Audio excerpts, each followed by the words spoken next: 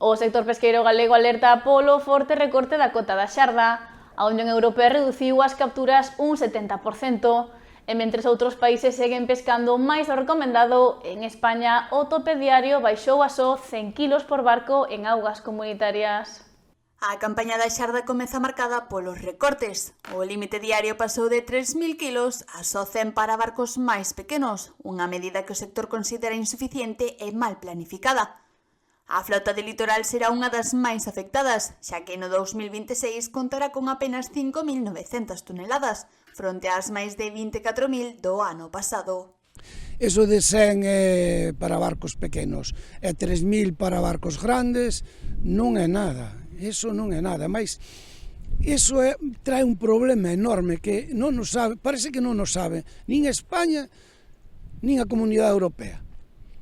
Pero os nosos representantes que fan, os nosos asesores das cofradías e das asociacións de produtores, pero que é o que fan? Que foron facer a cariño e a Burela estas reunións que tuveron, estas asambleas, para tomar medidas para o próximo ano, que que entramos, que medidas foron a tomar?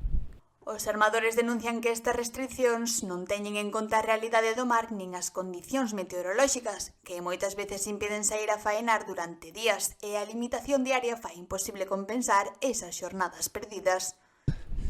Aquí un dos problemas máis grandes que vamos a ter agora, nada máis que empezar o mar, son as cuotas, principalmente as cuotas.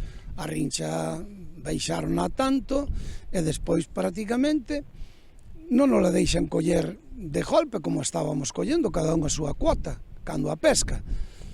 Si ven un día de mal tempo, ven outro día de mal tempo, vas un día na semana ao mar, terías que poder traer polo menos 3 toneladas ou 4 toneladas de peixe. Os profesionais tamén critican a diferenza de trato entre diversos países que pescan xarda no Atlántico Norte.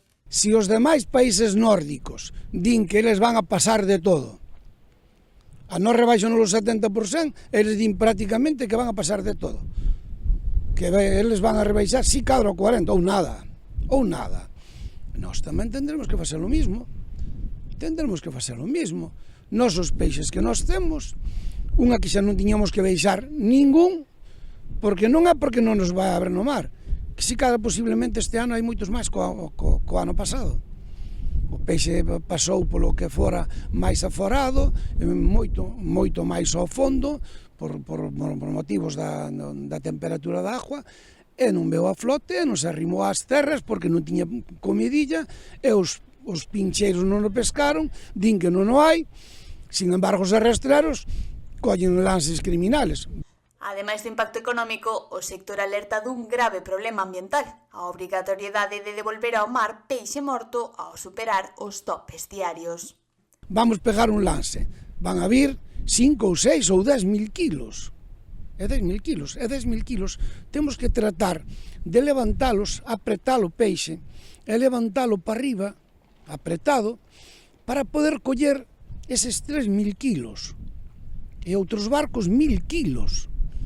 Ese barco vai, ou ese peixe vai quedar moi apretado, ou do arrastre que xa ven arrastro, ven un saco, traballando arrastro, e iso xa morren.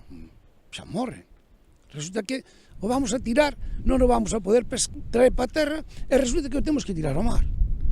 Témoslo que tirar ao mar morto. Iso xa non ten sentido.